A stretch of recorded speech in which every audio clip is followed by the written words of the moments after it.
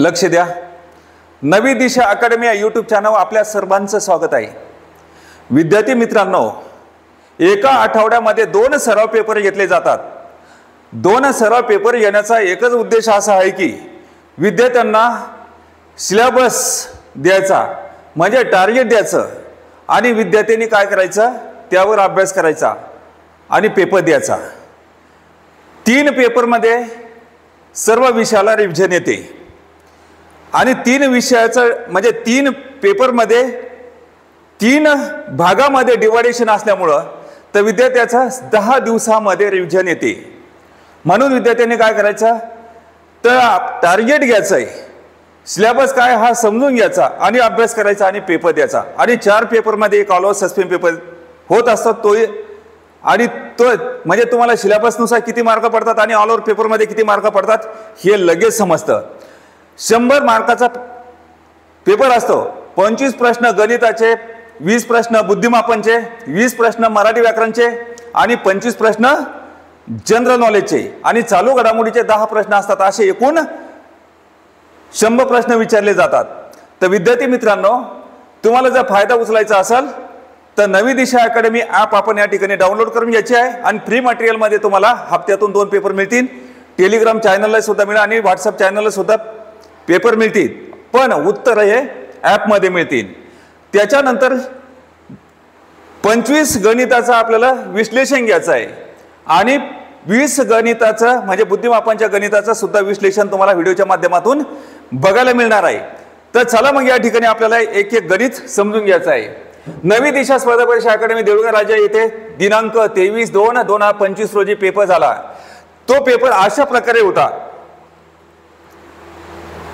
प्रश्न क्रमांक 1, क्रमांक 2 त्रिकोणी संख्येची बेरीज 576 आहे. त्यापैकी लहान त्रिकोणी संख्या कोणती? तर आपल्याला लहान त्रिकोणी संख्या काढायची आणि 2 त्रिकोणी संख्येची बेरीज दिलेली आहे किती? 576. मग आता 576चा वर्गमूळ किती होईल? 24. आता मधली संख्या किंवा सरासरी ही 24 आलेली आहे. तर आता लहान म्हटलं तर 24च्या लगतची 23 आणि मोठी म्हटलं तर या ठिकाणी किती? 25. म्हणजे या आणि आपल्याला विचारलं लहान त्रिकोणी संख्या, तर लहान त्रिकोणी संख्या काढण्यासाठी काय म्हणायचं? 23 × 24/2. बे 1 बे 12 24. मग आता 23 आणि 12चा गुणाकार करा. 12 त्रिक 36, 36 6 हा चले 3, 12 2 24, 24 आणि 3 किती झाले? 27. तर आता 276 ही काय निघाली? लहान त्रिकोणी संख्या निघाली. चला पुढचा प्रश्न बघूया. 2 संख्येच्या बेरजेची 3 पट बरोबर 105 आहे. यापैकी एक संख्या 25 असल्यास दुसरी संख्या कोणती? तर या ठिकाणी दुसरी संख्या काढायची आणि एक संख्या आपल्याला 25 माहिती आहे. तर मग 2 संख्येच्या बेरजेची 3 पट. 3 पट म्हणजे काय? 3x. 4 पट म्हणजे काय? 4x. तर 3x बरोबर किती? 105 आहे. तर गुणिला 3 येतं काय होईल? भागीला 3 होईल.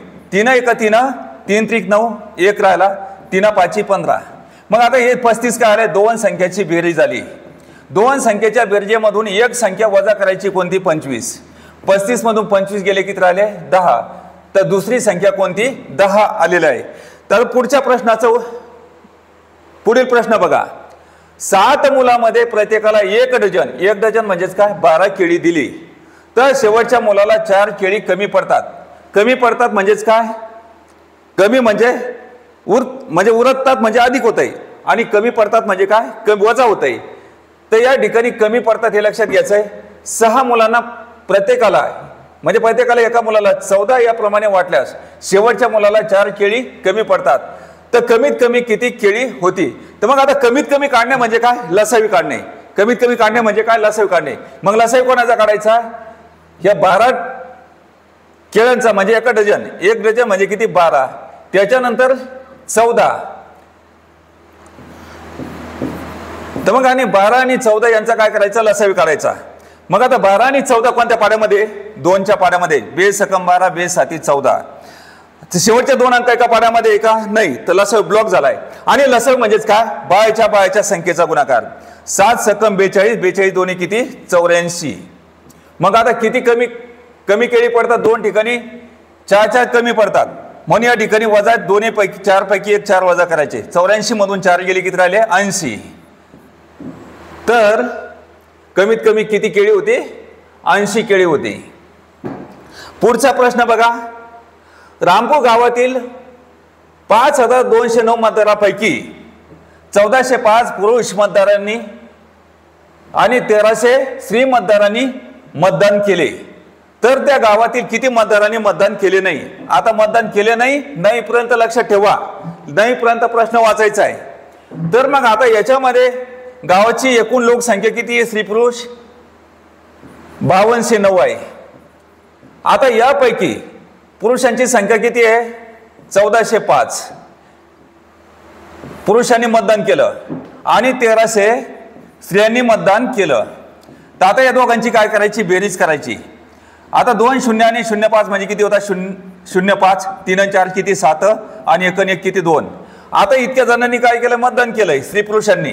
म्हणून या ठिकाणी 2705 हे मतदान केलेलं आहे. आता हे केलेलं मतदान स्त्री पुरुषा मिळून याच्यातून वजा करायचं आहे.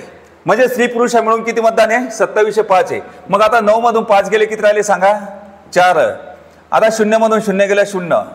आता हातचा उसने घ्या 12 मधून 7 गेले किती राहिले 5. हातचा वापस द्या 1 2 आणि 1 3 लक्षात ठेवा. आणि 5 मधून 3 गेले किती राहिले 2. म्हणजे 2504 स्त्री पुरुषांनी मतदान केलं नाही. न केलेलं मतदान किती आहे 2504. पुढचा प्रश्न बघा. पुढील पैकी कोणत्या संख्येला 36 ने निश्चित भाग जाईल. आता 36 ने निश्चित भाग जाईल अशी संख्या पाहिजे. आता याच्यामध्ये काय लक्षात ठेवायचं कसोटी 9 आणि 4 ची कसोटी. ज्या संख्येला 9च्या पाड्यामध्ये 36 येतात आणि 4च्या पाड्यामध्ये सुद्धा काय येतात 36 येतात. म्हणजे ज्या संख्येला 9 आणि 4 न भाग जाईल त्या संख्येला किती न भाग जातो 36 न भाग जातो. मग आता या ठिकाणी 4 ची कसोटी काय लक्षात ठेवायचे शेवट 04 किंवा 08 किंवा शेवटी 2 0 असेल किंवा शेवटी 4च्या पाड्यामध्ये संख्या असेल तर त्या संख्येला किती न भाग जातो 4 ने. मग आता 55 ला 4 ने भाग जातो का नाही. 4च्या पाड्यामध्ये 55 नाही 26 नाही. आता 24 आणि 28 आहे. तर मग आता 4च्या पाड्यामध्ये 2 आहे पण 9च्या पाड्यामध्ये आहे का हे बघायचं. मग आता 9ची कसोटी काय सर्व संख्येची बेरीज आपण 9. 9ची कसोटी काय सर्व संख्येची बेरीज आपण 9. मग आता हे या ठिकाणी पहा 4 यांची बेरीज करा. 4 आणि 2 6 6 आणि 8 14 14 आणि 2 16 16 आणि 7 किती होतात 23. मग आता 23 ला 9 न भाग जातो का नाही जात. आता याला 4 न तर गेलं समजा 28 ला. तर पण आता पाहायचं यांची बेरीज करायची. 8 आणि 8 किती 16. आता या 6 आणि 2 8 म्हणजे 8 3 24 24 आणि 3 किती झाले 27. मग या 27 ला किती न भाग जातो 9 न भाग जातो कारण 9च्या पाड्यामध्ये 27 आहे. म्हणून या ठिकाणी अशी संख्या कोणती आहे याच्यामध्ये पर्याय क्रमांक 4 83628 या संख्येला 9 आणि 4 ने भाग जातो म्हणून 36 ने भाग जातो हे लक्षात घ्यायचं आहे. आता पुढचा प्रश्न बघा. कविताकडे असलेल्या एकूण मण्यापैकी प्रत्येकी म्हणजे एका मण्या 16 मण्याची एक याप्रमाणे माळा केल्यास 5 मणी उरतात म्हणजे काय अधिक 5 लक्षात घ्यायचंय. व प्रत्येकी 8 मण्याची एक माळ याप्रमाणे माळा केल्यास 5 मणी उरतात म्हणजे इथे सुद्धा 5 शिल्लक राहतात म्हणजे अधिक 5. तर तिच्या जवळ कमीत कमी किती मणी होते. आता कमीत कमी काढणे म्हणजे काय लसावी काढणे. कमीत कमी काढणे म्हणजे काय लसावी काढणे. तर मग आता किती आहे सांगा किती मण्याची एक माळ आहे 16 मण्याची आहे आणि इथं 28 मण्याची एक आहे. तर मग आता यांचा लसावी काढायचा कोणाचा 16 आणि 28चा. 16 आणि 28 कोणत्या पाड्यामध्ये सांगा 4च्या पाड्यामध्ये. 4च्या पाड्याचं नाव डाव्या साईडने लिहायचं 4 चौक 16 4 7 28. शेवटचे 2 अंक एका पाड्यामध्ये का नाही तर लसावी ब्लॉक झालाय. आणि लसावी म्हणजेच का बाहेरच्या संख्येचा गुणाकार. तर मग आता 4 चौक 16 आणि 16 7 किती 112. त्यांचा गुणाकार किती आला 112. किती मणी उरतात 2 ठिकाणी 5 5. दोन्ही 5 पैकी एकच 5 घ्यायचे म्हणजे अधिक 5 करायचे. 112 आणि 5 किती झाले 117. तर तिच्या जवळ कमीत कमी किती 117 मणी होते हे उत्तर आलेलं आहे. पुढचा प्रश्न बघा. 6953 गुणिले 693 बरोबर 62 04 42 9. 620.4429 भागेला 89.53. आता हे लक्षात ठेवायचं. आता हे 6620.4429 भागेला जर समजा 53 असेल तर उत्तर किती येणार 693. याला भाग्याला समजा 693 असेल तर उत्तर किती येणार सांगा, किती येईल 6953 येईल. परंतु या ठिकाणी लक्षात घ्यायचं भाग्याला किती आहे 89.53 आहे तर उत्तर किती येणार 693. हे फिक्स लक्षात घ्यायचं आहे. भाग तोडायचं काम जास्त पडत नाही. पॉईंट कुठं पळून जात नाही. लहान लेकरं सोडतात का नाही सोडत कुठं, त्याच्यामुळे त्यांनाही सुद्धा सोबत घेऊन येता येतंय. मग आता बघायचं 693 आलंय.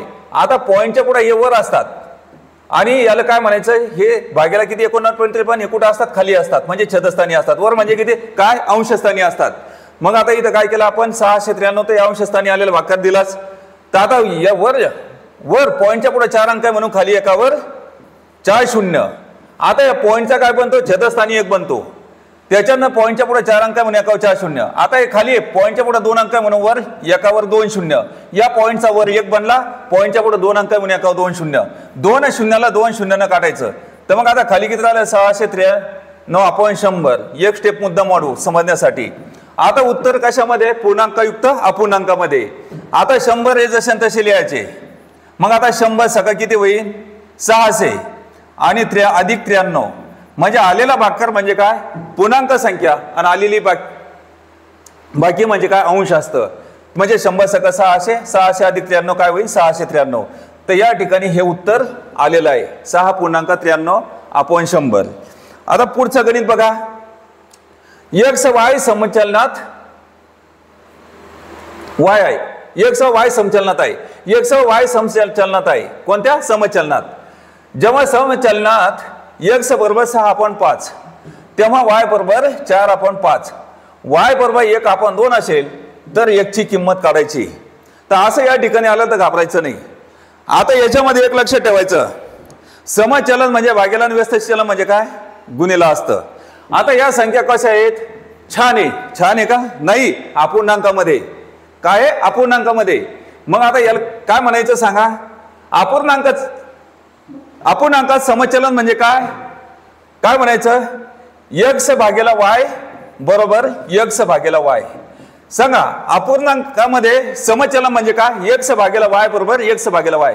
आता x चं नाव काय सांगा 6/5 आहे आणि इथं पुढे काय म्हणलंय y बरोबर 4/5 आहे म्हणजे भागेला चिन्ह द्या 4/5 आहे बरोबर. जर म्हणजे बरोबर y बरोबर 1/2 असेल y चं नाव 1/2 आहे. तर या ठिकाणी आपल्याला x ची किंमत काढायची. कोणाची किंमत काढायची x ची. तर मग आता इथं भागेला 1/2 आहे इकडे काय होईल गुणिला 1/2. आता पदाजवळच्या संख्या पदाजवळ ठेवायच्या नसतात त्यांना संख्याकडे पाठवायचं असतं म्हणून आपण इकडे पाठवलं भागेला इथं गुणिला केलं. आता इथं भागेलाचं रूपांतर कशामध्ये करायचं गुणिलामध्ये करायचं आहे तेव्हा गणित सोडवलं जात असतं. मग आता भागेलाच्या ठिकाणी कोणतं बटन दाबायचं गुणिला बटन दाबा काय होईल खालची संख्या वर वरची संख्या खाली. मग काय होईल या ठिकाणी 5 वर आणि 4 खाली. आता 5 1 5 5 1 5 कटले त्याच्यानंतर 2 1 2 2 3 6. आता एक काटच्या संपलेले अपूर्णांकाचा गुणाकार करताना वरच्या वरच्याचा गुणाकार खालच्या खालच्याचा गुणाकार म्हणजे 3 1 3 4 1 4 म्हणून x बरोबर किती 3/4. 3/4 हे उत्तर आलेलं आहे. आता पुढचा प्रश्न बघा. खालील परिमेय संख्या उतरत्या क्रमाने लिहिल्यास मध्यभागी कोणती परिमेय संख्या येईल. मध्यभागी कोणती म्हणजे मधली परिमेय संख्या काढायची. आता इथं असलेले 13/14 9/10 12/13 15/16 आणि 20/21 आहे. मग आता यांचा फरक किती आहे 13 ने 1 14 बोला 13 ने 1 14 9 ने 1 10 12 ने 1 13 15 ने 1 16 आणि 20 ने 1 21 यांच्यामध्ये काय 1 1चा फरक आहे. आता लहान संख्यावर आहे आणि मोठी संख्या खाली आहे. मग अशा वेळेस कशाचा वापर करायचा जसं एक टीव्ही समजा आपल्याला चालू करायचा असेल तर रिमोटचा वापर करायचा आहे त्याप्रमाणे रिमोटचा वापर या ठिकाणी करायचा आहे. मग काय म्हणायचं 1 ने 1 2 आणि 2 ने 1 3 काय 1 ने 1 2 2 ने 1 3 1 1 0 ठेवून द्यायचा 3 सका 18 आणि 2 पंच 10. मग आता याच्यामध्ये मोठे कोण आहे 6 आहे म्हणून या आणि लहान कोण आहे 5 आहे. तर आता इथं उतरत्या क्रमाने लिहायचं म्हणजे मोठी संख्या अगोदर लिहायची. तर आता इथं काय करायचं मोठी संख्या आपल्याला ठरवायची असेल तर मोठे आणि लहान तर ज्याचा छेद मोठा तो अपूर्णांक मोठा ज्याचा छेद मोठा तो अपूर्णांक मोठा. आता मोठ्याकडून लहान कडे चालायचं मग आता छेद पाहायचं 21 असं लिहायचं त्याच्यापेक्षा लहान कोण आहे 16 त्याच्यापेक्षा पुन्हा लहान कोण आहे 14, त्याच्यापेक्षा लहान कोण आहे 13 आणि त्याच्यापेक्षा लहान कोण आहे 10. तर अशा पद्धतीने आपण इथं लिहिलं. तर मग आता 13 आणि 10 उजव्या साईडनं, 16 आणि 21 उजव्या साईडनं आहे आणि आपण लिहिलं मोठ्याकडून लहान्याकडं, म्हणजे उतरता क्रम लिहिला या ठिकाणी. तर मग आता उतरता क्रमाने लिहिल्यास मधला कोण आहे 14 आहे. मग आता मधली संख्या कोणती आली 14 आली. तर 14 आहे तर ज्याच्यात छेद 14 असेल ती मधली संख्या आहे, म्हणजे 13 आपण किती 14 ही मधली संख्या आली. तर आता तुम्हाला उत्तर कसं काढायचं हे लगेच समजलं असेल. चला मग पुढचा प्रश्न बघूया. वर्गमुळात 4 अधिक वर्गमुळात 16 अधिक वर्गमुळात 81. वर्गमुळातल्या वर्गमुळातल्या वर्गमुळामध्ये. पण अशा वेळेस गणित सोडवत असताना काय करायचं आपल्याला, उजवीकडून डावीकडे सोडवायचं आहे. मग सांगा 81चं वर्गमूळ 9. मग आता 16 9 किती होईल 25. आता या 25चं वर्गमूळ किती 5. मग आता 4 आणि 5 किती झाले 9. आता हे वर्गमुळामध्ये. मग आता 9चं वर्गमूळ किती 3. तर याचं उत्तर किती आलं 3. हे एकदम सोपं गणित आहे. पुढचा प्रश्न बघा, एकदम सोपा प्रश्न आहे. स्टाफ सिलेक्शनला, रेल्वेला, केंद्राच्या भरतीमध्ये सुद्धा असे प्रश्न विचारले जातात. एक काम 15 मुले 20 दिवसात पूर्ण करतात. 3 मुले 2 पुरुषा एवढे काम करीत असल्यास तेच काम 20 पुरुष किती दिवसात पूर्ण करतील. 20 पुरुष किती दिवसात पूर्ण करतील, म्हणजे 20 पुरुषावर प्रश्न तयार होईल. तर मग पात्र लिहित असताना काय करायचं, मुले लिहायचं, त्याच्यानंतर दिवस लिहायचं आणि मध्ये काय येईल सांगा पुरुष येईल. काय पुरुष. मग सांगा 15 मुले किती दिवसामध्ये 20 दिवसामध्ये. किती दिवसामध्ये 20 दिवसामध्ये. 3 मुले 2 पुरुष एवढे. मांडणी पहा कशी करायची, एकदम सोपं गणित आहे. 3 मुले 2 पुरुष एवढे, खाली 3 लिहायचे आणि तिरपे याच्यामध्ये इथं पुरुषाखाली 2 पुरुष लिहायचे. 3 मुले 2 पुरुष एवढे काम करत असल्यास 20 पुरुष इथं मांडायचं. 20 पुरुष किती दिवसामध्ये करेल. पहा किती सोपं गणित आहे. मग आता याच्यामध्ये काय म्हणायचं, मुलामधून आणि पुरुषामधून दिवस काढायचे असन आणि पुरुषांनी किती दिवस काम केलं, पुरुषामधून दिवस काढायचे असन तर काय म्हणायचं, वरच्या वरच्याचा गुणाकार खालच्या खालच्याचा गुणाकार. काय म्हणायचं, वरच्या वरच्याचा गुणाकार खालच्या खालच्याचा गुणाकार. म्हणजे त्या ठिकाणी 15 गुणिला 2 गुणिला 20 ही वरची लाईन लिहिली. त्याच्यानंतर खाली लिहायचं 3 गुणिला 20. तिथल्या तिथेही सुद्धा अशी अंडरलाईन मारू शकता. मग आता 20 1 20 20 1 20. आता 3 1 3 3 5 15 आणि 5 आणि 2चा गुणाकार 5 2 10. मग आता किती दिवसामध्ये करतील 20 पुरुष काम 10 दिवसामध्ये. त्यानंतर पुढचा प्रश्न बघा, ताशी 60 किलोमीटर वेगाने जाणाऱ्या 480 मीटर लांबीच्या मालगाडीत 420 मीटर लांबीचा बोगदा, किती 420 मीटर लांबीचा बोगदा ओढण्यास किती वेळ लागेल. आता वेळ काढायचा, ऑप्शन कडे जडत्या नजरेनं बघायचं, सेकंदामध्ये काढायचं. सेकंदाच्या जोडीनं काय लिहायचं, डाव्या साईडनं मीटर लिहायचं, कारण मीटरच्या जोडीला सेकंद आणि सेकंदच्या जोडीला मीटर असतं म्हणून. तर जे उत्तर काढायचं ते उजव्या साईडनं लिहायचं आहे. आता प्रश्न तयार कशावर होईल, आता मालगाडीची लांबी किती आहे सांगा 480. त्याच्यानंतर बोगद्याची लांबी किती आहे सांगा 420. 420 आणि 480 किती होईल 900. तर आता 900 मीटरसाठी किती, म्हणजे 900 मीटरवर या ठिकाणी प्रश्न तयार होईल. जोपर्यंत मीटर आणि सेकंद माहिती होत नाही तोपर्यंत आम्ही उत्तर देऊ शकत नाही. आता मीटर आणि सेकंद कोणाला मागायचं आहे, ताशी 60 किलोमीटरला. कोणाला मागायचं, ताशी 60 किलोमीटरला. ताशी 60 किलोमीटर म्हणजेच काय 3600 सेकंद 60,000 मीटर. आता त्या ठिकाणी ताशी म्हणलं तर 3600 सेकंद झालं आणि 60 किलोमीटरचं 60,000 मीटर झालं. तर याचा काय करायचा, तिरपा गुणाकार. बोला सर्वजण, तिरपा गुणाकार 900 गुणिला 3600 आपण किती 60,000. 60 वर 3 शून्य, 3 शून्याला 3 शून्यानं काटायचंय. हे 2 शून्य हा 1 आणि पुन्हा 1 शून्य, म्हणजे 4 शून्याला 4 शून्यानं काटायचं. 6 आणि 36 कोणत्या पाड्यामध्ये 6च्या. 6 1 6 6 6 36 आणि 9 सखी किती 54. किती सेकंदामध्ये 54 सेकंदामध्ये. 54 सेकंद हे उत्तर आलेलं आहे. चला पुढचा प्रश्न घ्या. एक पाण्याच्या टाकीला 3 नळ होते, त्यातील पहिल्या 2 नळांनी अनुक्रमे 6 व 12 तास. पहिल्या 2 नळांनी अनुक्रमे 6 व 12 तास टाकी भरते. 6 व 12 तासात टाकी भरते. तर तिसऱ्या नळाने ती टाकी 3 तासात रिकामी होते.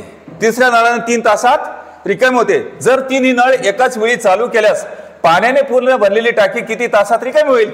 तर मग आता रिकामी करायचं म्हणजे काय, वजाबाकी करावं लागेल. पण आता या ठिकाणी नळ मांडायचे, पहिला नळ, दुसरा नळ आणि तिसरा नळ. मग आता पहिल्या 2 नळांनी म्हणजे कानुक्रमे पहिल्या 6 आणि दुसऱ्या नळानं 12 तासात टाकी भरते. 6 आणि 12 तासात अनुक्रमे अशी टाकी भरते. आणि तिसऱ्या नळानं काय 3 तासात रिकामी होते म्हणजे वजा 3 द्यायचे. मग आता याच्यामध्ये काय करायचं, पहिलं काय करायचं, दोघांना भरते म्हणजे काय, दोघं मिळून भरते म्हणजे काय, वर्षाचा गुणाकार खालच्याची बेरीज. आणि रिकामी होता असेल तर काय करायचं, वजाबाकी. दोघं मिळून म्हणजेच काय, वर्षाचा गुणाकार खालच्याची बेरीज. पहिलं दोघं मिळून भरते काढून घ्यायचं किती तासामध्ये. मग आता सांगा या ठिकाणी दोघं मिळून म्हणजेच काय, बघा वर्षाचा गुणाकार खालची बेरीज 6 गुणिला 12 आपण 6 अधिक 12. मग आता 12 आणि 6 किती झाले सांगा, 18. 6 1 6 6 3 18, 3 1 3 3 4 12. म्हणजे दोघं मिळून 4 तासात भरते. किती तासात, 4 तासात. आणि रिकामी म्हणतात तर या ठिकाणी 3. मग आता या दोघा मिळून काय करायचं, एकट्या नळ वजा करायचा म्हणजे 3 तासात भरणं ते वजा करायचं म्हणजे काय, वर्षाचा गुणाकार खालच्याची वजाबाकी. म्हणजे काय बोला, 4 गुणिला 3 आपण 4 वजा 3. काय म्हणायचं, रिकामी होते म्हणजे काय, वर्षाचा गुणाकार खालच्याची वजाबाकी. म्हणजे 4 गुणिला 3 4 वजा 3, 4 मधून 3 गेला 1 राहिला. मग आता इथं किती लिहायचं, 4 त्रिक 12. तर किती तासात रिकामी होईल, 12 तासामध्ये रिकामी होईल. चला पुढचा प्रश्न बघा. क्रमागत 9 समसंख्येची सरासरी 62 आहे. 9 समसंख्येची सरासरी 62 आहे. तर त्यापैकी सर्वात लहान संख्या कोणती? आता सर्वात लहान संख्या काढायची असेल तर समसंख्येत सांगितलेले. आता 9च्या ऐवजी किती घ्यायचे, 8च घ्यायचे. मग आता या ठिकाणी काय करायचं, 62 मधून 8 वजा करायचे म्हणजे वजा 8 म्हणजे काय, लहान संख्या. ना अधिक 8 म्हणजे काय, मोठी संख्या. 62 म्हणून 8 गेले किती राहिले सांगा, 54. तर लहान संख्या किती कोणती आहे, 54. आता मोठी संख्या काढायची असेल 62 आणि 8 किती होईल, 70. तर आता पुढचा प्रश्न पहा. एका चौरसाची बाजू 25 ने वाढवल्यास क्षेत्रफळ शेकडा कितीने वाढेल? शेकडा कितीने वाढेल आपल्याला काढायचं आहे. तर मग आता या ठिकाणी 25 ने वाढवल्यास तर काय करायचं, 25 ची दुप्पट करायची. 25 गुणिला 2 म्हणजे किती झाले, 50. अधिक या ठिकाणी किती म्हणजे पुढे काय करायचं, 50 केलं त्यानंतर दुप्पट करायचे 50 झाली आणि 25चा वर्ग करायचा आहे. आणि आपण त्याला काय करायचं, शेकडा म्हणजे काय, छेदस्थानी 100. शेकडा म्हणजे काय, छेदस्थानी 100. याचा 100चा वर्ग नाही बनवायचा, कोणाचा बनवायचा आहे, 25चा बनवायचा आहे. मग आता इथं किती झाले सांगा, 25चा वर्ग किती झाला, 625. 50 आणि आता 1 2 0 1 2 0 म्हणून 2 अंक सोडून पॉईंट द्यायचा. 1 2 0 म्हणून 2 अंक सोडून पॉईंट द्यायचा. तर उत्तर काढायचं या ठिकाणी पॉईंटच्या पुढे पलीकडे आहे 25 चा संतशी लिहायचा, 1 अंक सोडून पॉईंट द्यायचा. आणि 50 आणि 6 किती होईल, 56. 56.25% हे उत्तर आलेलं आहे. पुढचा प्रश्न बघा. हा सुद्धा प्रश्न एकदम मजेशीर आहे. 3 संख्या 3 4 4 5 या प्रमाणात आहेत. त्यांच्या वर्गाची बेरीज 800 आहे. त्यांच्या वर्गाची बेरीज 800 आहे. तर त्या संख्या अनुक्रमे कोणत्या? आता त्या संख्या काढायच्या असेल तर काय दिले, त्यांच्या वर्गाची बेरीज 800 दिले. 800 चे काय करायचे, निम्मे करायचे, वर्गमूळ काढायचं, 400 येईल. आणि 400चं वर्ग आणि 800 चे निम्मे 400, 400चं वर्गमूळ 20 येईल. आणि 20 भागाला हे काढायचा मोठी संख्या 5 म्हणजे 5 × 24. याला गुणिले 4 गुणिले 4 गुणिले 4 करायचं, उत्तर काढून घ्यायचं. पहा कसं. मग आता इथं काय केलं आपण, 800 चे निम्मे किती, 400. आता इथं आपण काय केलं, 400 घेतले, ही वर्ग संख्या आली. आता यांचं प्रमाण कसं आहे सांगा, 3 4 4 5. तर मग आता इथं सांगा, लहान संख्या 3 1 मानायची, मधली संख्या 4 1 मानायची आणि मोठी संख्या 5 1 मानायची. तर आपल्याला या ठिकाणी काय करायचंय, त्या संख्या कोणत्या, तर उचलायचे 5 आणि इथं याचं वर्गमूळ काढायचं. 400चं वर्गमूळ किती होईल, 20. आणि इथं 5 भागाला द्यायचे, 5 1 5 5 × 20. एक वाटा किती आला, 4 आला. तर म्हणून काय करायचं, त्या संख्या काढण्यासाठी एक वाट्यानं गुणायचं, गुणिला 4 गुणिला 4 गुणिला 4 हे 3 ठिकाणी गुणिला 4 करायचं आणि त्या संख्या अलगद काढून घ्यायच्या. 3 × 12 4 × 16 आणि 4 5 20. तर अशा प्रकारे 12 16 20 हे उत्तर आलेलं आहे. पहा किती सोपं आहे. त्यानंतर एका धंद्यात गोपाळने 7,500 रुपये 2 वर्षासाठी, श्यामने काही रक्कम 3 वर्षासाठी. आता श्यामचं भांडवल इथं दिलं नाही. त्या व्यवहारात झालेल्या 5600 रुपये नफ्यापैकी श्याम याला 3600 रुपये नफा मिळाला. तर श्यामने भांडवल किती गुंतवले. आता याच्यामध्ये पात्र मांडायचं, बिलकुल पात्र अशा पद्धतीने मांडा. 1 मिनिट.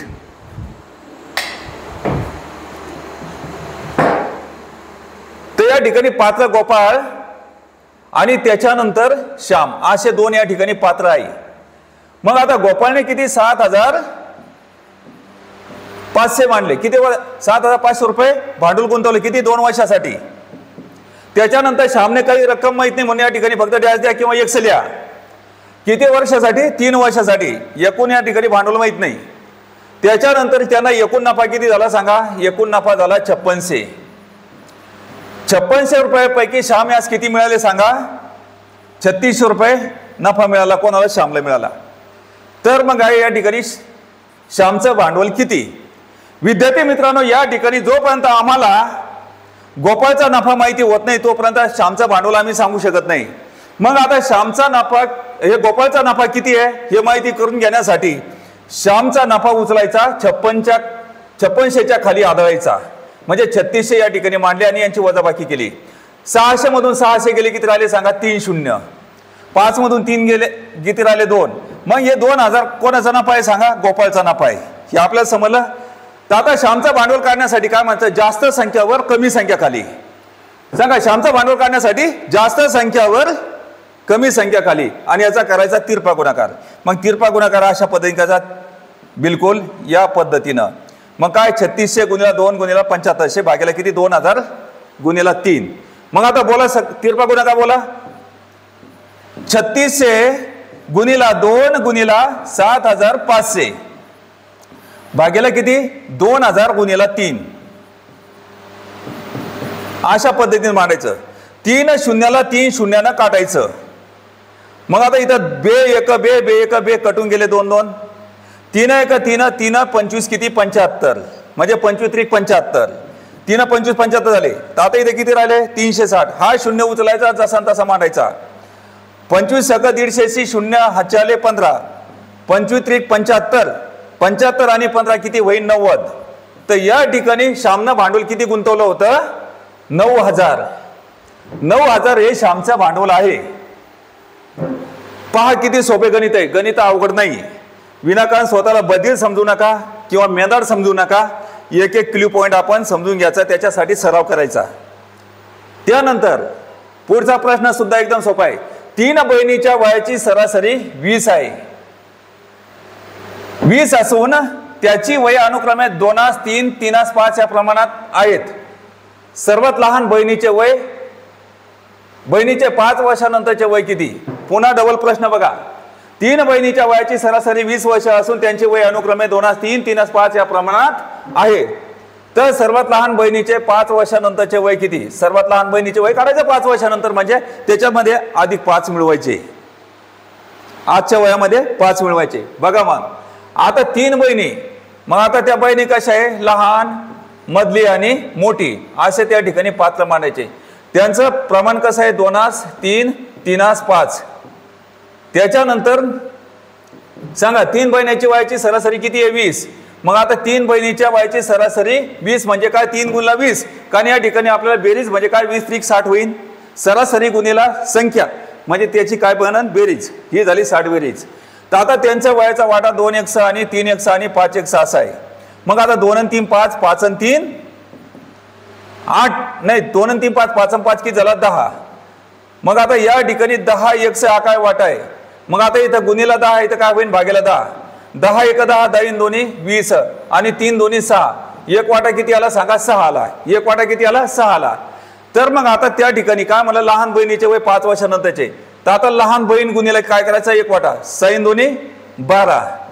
मग आता एक आजचं वय आहे 12. तर आता 5 वर्षानंतरचं काढायचं म्हणजे काय अधिक 5. मग आता 12 आणि 5 किती होईल 17 वर्ष होय. आता 17 वर्ष हे उत्तर आलेलं आहे.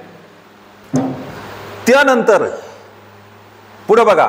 एका विक्रेत्याने 2 घड्याळे प्रत्येकी 720 रुपयास विकले. तेव्हा एकाच शेकडा 20 नफा झाला तर दुसऱ्या शेकडा 20 तोटा झाला. एकाच शेकडा 20 नफा झाला तर दुसऱ्या शेकडा 20 तोटा झाला. त्या व्यवहारात शेकडा नफा अथवा तोटा किती झाला, असं गणित या ठिकाणी सोडवायचं असेल तर इथून इथपर्यंत जाते. पण एक गोष्ट लक्षात ठेवायचं, या ठिकाणी जेव्हा समान नफा आणि समान तोटा असेल तर तेव्हा काय होईल, तोटाच होईल. समान नफा आणि समान तोटा असेल शेकडा, तेव्हा काय होईल, तोटाच होईल. म्हणून अशा वेळेस काय म्हणायचं सांगा, 20 गुणिला 20 अपॉन 100, कारण हे 100 आहे दोन्ही पण. मग काय म्हणायचं सांगा, 20 गुणिला 20 अपॉन 100, 2 शून्याला 2 शून्यानं काढायचं, 2 दोन्ही 4. मग आता या ठिकाणी काय होईल, 4% तोटा होईल. पुढचा प्रश्न बघा, हा प्रश्न सुद्धा एकदम सोपा आहे, काही अवघड नाही. दशादशे 6 दराने एका रकमेचे म्हणजे मुद्दलाचे 5 वर्षाचे सरळ व्याज 810 रुपये मिळते, तर त्या रकमेची रास किती होईल. मग आता इथं रास काढायचा असेल तर ए वजा पी म्हणजे काय, व्याजच होत आहे. मग ए वजा पी बरोबर PRT आपण 100 म्हणतो. म्हणून आता या ठिकाणी काय म्हणतं, व्याज बरोबर PRT आपण 100. गणितामध्ये एकच सूत्र फक्त या ठिकाणी वापरलेलं आहे, बाकी सूत्र वापरण्याचं काम नाही. तर म्हणून या ठिकाणी काय करायचं, पहिलं व्याज बरोबर किती सांगा, PRT आपण 100. मग आता या पी म्हणजे मुद्दल, आर म्हणजे रेट म्हणजे दर, टी म्हणजे टाइम म्हणजे मुदत, समय, काळ, वेळ, असं त्या ठिकाणी होत आहे. तर मग आता व्याज किती आहे सांगा, 810 असं मांडायचंय. आता पी किती आहे सांगा, आपल्याला अगोदर पी काढायचंय म्हणजे मुद्दल काढायची. आर किती आहे सांगा, 6% म्हणजे काय, 6 अपॉन 100. वर्ष किती दिलंय, 5. मग आता छेदस्थानी 100 कोणाचे मांडायचे सांगा, दराचे असतात. छेदस्थानी 100 कोणाचे, दराचे. मग आता इथं सांगा 5 × 30, एका शून्यानं काटा, भागेला 10 येतं काय होईल, गुणिला 10. आता गुणिला 3 येतं काय होईल, भागेला 3. मग आता 3 × 1 3, 3 27 81. हा शून्य उचलायचा जसा तसा लिहायचा. राहिले किती, 2 शून्य जसे तसे लिहायचे आणि 27 × 1 27. तर आता इथं मुद्दल किती आलं सांगा, 27 आलं. तर आता रास विचारलंय, तर मग आता इथं रास विचारला असेल तर काय म्हणायचं, मुद्दल अधिक व्याज. काय ते, रास म्हणजेच काय, मुद्दल अधिक व्याज. मग आता मुद्दल किती आहे सांगा, 27 आहे आणि व्याज किती आहे, 810. तर 810 अशी या ठिकाणी लिहायची. 10 डबल शून्य किती झाले, 10 2 0 10, 8 आणि 7 15, 5 हातचाला 1, 2 आणि 1 3, 3510 रास आलेली आहे. रास किती आहे, 3510.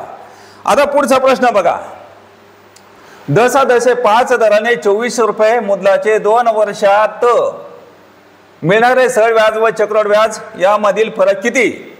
आता तुम्ही काय करणार, अगोदर चक्रवाढ व्याज काढणार, त्यानंतर सरळ व्याज काढणार आणि चक्रवाढ व्याजामधून सरळ व्याज वजा करणार.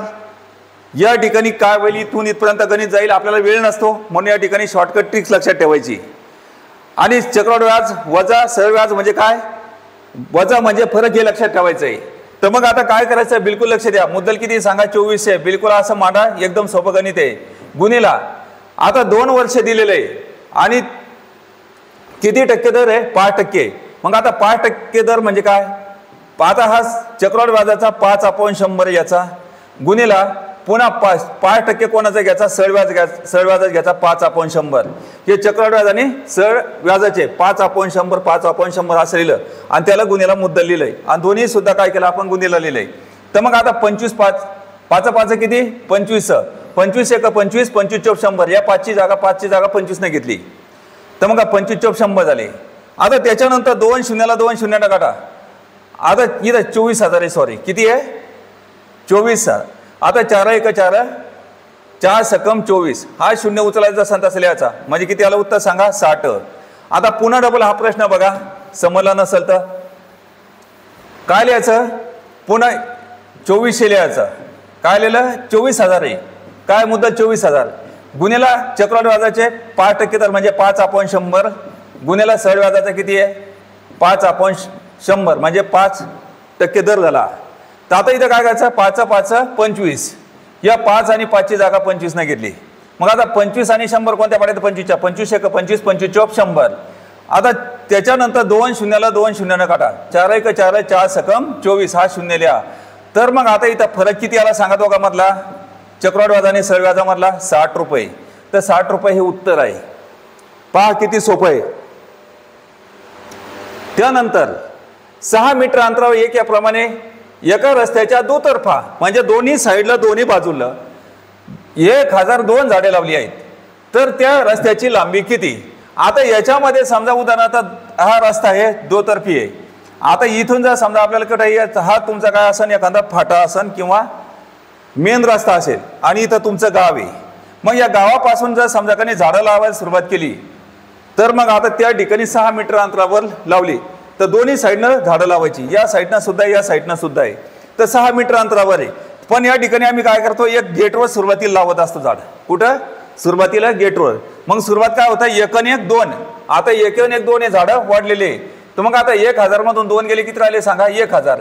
आता आपल्या लक्षात आलं असेल की 1000 झाडे, 1000 झाडे समजा, तर आता 1000 गुणिले 6 केलं, तिथं काय होईल, 1000 झाडं गुणिले 6 मीटर अंतरावर केलं, इथं मीटर तयार होईल किती, 6000 मीटर तयार होईल. लक्षात. मग आता त्या रस्त्याची लांबी काढायची असेल तर आता 6000 मीटर तयार झालं, तर आता एक रस्त्याची लांबी काढायची असेल तर दोन्ही साईडला झाडं आहे म्हणून भाग्याला 2 द्यायचे. मग आता बे 1 बे बे त्रिक 6, हे 3 शून्य उचलायचे, जसे तसे लिहायचे. आता त्याचं रूपांतर एक काय मीटर आहे, मीटरचं रूपांतर किलोमीटर करण्यासाठी काय करायचं, भागीला 1000 द्यायचे. मग आता 3 शून्याला 3 शून्यानं काढायचं, म्हणजे 3 1 3 किलोमीटर होय. आता हे तुम्हाला समजलेलं असेल. पुढे बघा, एका आयताकृती सभागृहाची लांबी 16 मीटर 12 मीटर व 12 मीटर आहे. का एका आयताकृती सभागृहाची लांबी 16 मीटर व रुंदी 12 मीटर आहे, तर 0.25 मीटर बाजू असलेल्या किती चौरसाकृती लाद्या त्या सभागृहाच्या जमिनीवर बसवण्यात येईल. कारण या ठिकाणी लाद्या काढायचंय. आता लाद्या काढायच्या असेल तर काय करायचं, सभागृह मोठं असतं, सभागृह आयतामध्ये असतं, तर सभागृहाचं क्षेत्रफळ अंशस्थानी मांडायचं आणि लाद्याचं क्षेत्रफळ छेदस्थानी मांडायचं. मग लाद्या काढण्यासाठी काय म्हणतात, सभागृहाचं क्षेत्रफळ आपण लाद्याचं क्षेत्रफळ. तर मग आता सभागृहाचे क्षेत्रफळ म्हणजे काय, लांबी गुणिले रुंदी, आणि लाद्याचं क्षेत्रफळ म्हणजे काय, लांबी गुणिले रुंदी किंवा बाजू गुणिले बाजू. तर मग आता इथं 16 मीटर लांब आहे आणि 12 मीटर काय आहे, रुंद आहे. तर आता हे निघाला मीटर, हे सुद्धा मीटर आहे, तर आता 0.25 मीटर आहे का नाही. तर मग आता इथं काय करायचं, 0.25 आहे तर 25 आपण 100 म्हणा, आणि गुणिला पुन्हा एक बाजू कोणती लांबी 0.25 म्हणजे काय, 25 आपण 100 म्हणा. पॉईंटच्या पुढे 2 अंक म्हणून एकावर 2 शून्य, पॉईंटच्या पुढे 2 अंक म्हणून एकावर 1 2 शून्य 2 शून्य असं त्या ठिकाणी लिहित असतो आपण. मग आता इथं काय करायचं, भागायला 100 तर काय करायचं, गुणिला 100 करायचं आहे, आणि भागायला 100 तर काय करायचं, गुणिला 100 करायचं आहे. असंही करू शकता त्या ठिकाणी. तर मग आता 25 1 25 25 चौक 100, 25 1 25 25 चौक किती होईल 100, 4 चौक 16. आता हे 4 आणि 4ची जागा 16 ने घेतली. आता 16 गुणिला काय करायचं, 16 करायचं, 16 गुणिला 16 म्हणजे किती झाले 256, 16चा वर्ग. आता 12 गुणिला 256 करा, 12 सकम 72 2 हातच्याले 7, 12 पंचे 60 7 किती झाले 67, हातच्याले 6, 12 2 24 आणि 6 किती 29, म्हणजे 3072 झाडे या नाही 3072 लाद्या बसवल्या जातील.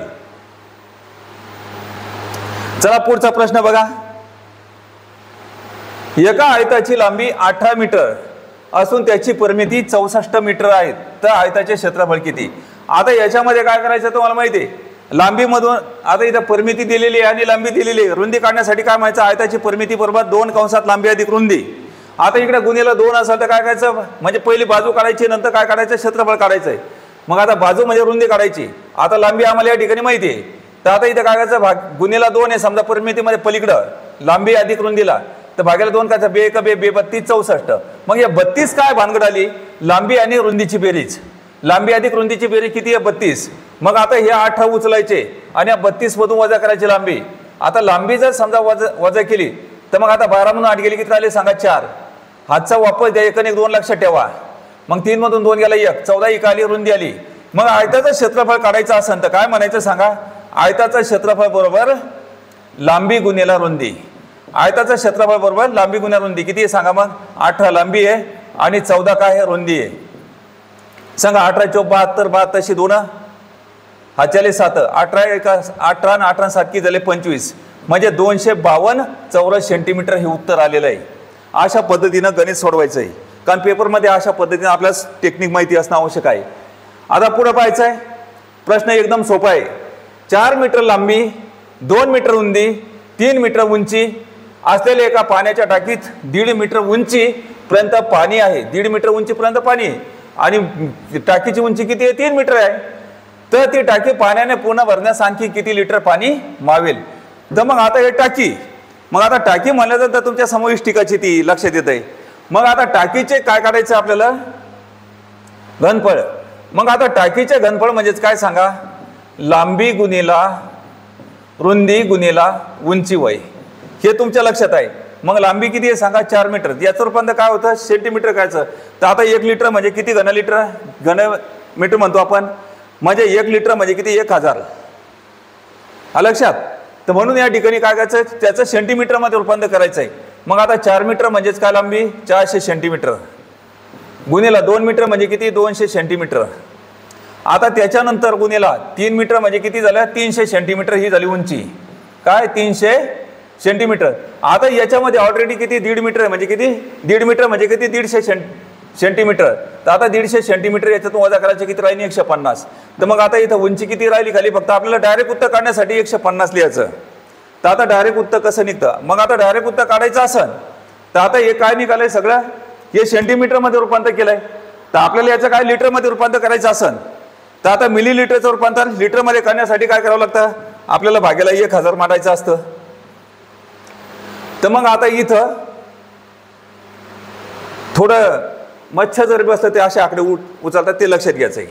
मग आता इथं 3 शून्याला 3 शून्यानं काटायचं, हा 1 आणि हे 2. मग त्यानंतर गुणाकार कोणाचा करायचा, 400 गुणिला 2 गुणिला 15. आता इथं किती शून्य दिसतात, 2 शून्य दिसतात. तर आता 15 दोन्ही 30, हे 30 झाले. मग आता हा शून्य याचा पण लिहायचा. आता 2 हे पहा, 3 शून्य जसे तसे लिहिले आणि 15 दोन्ही 30 केलं. तर आता इथं 3 शून्य लिहिलं, इथं आले 3 आणि 4, 3 चौक किती, 12. तर मग आता याच्यामध्ये किती लिटर पाणी, 1.5 मीटर उंचीच्या याच्यामध्ये किती, 12,000 लिटर आणखीन पाणी मावेल, हे तुमच्या लक्षात आलेलं आहे. तर विद्यार्थी मित्रांनो, अशा प्रकारे या ठिकाणी झालेल्या पेपरमध्ये 25 प्रश्न होते, हे आपल्याला समजलेलं असेल.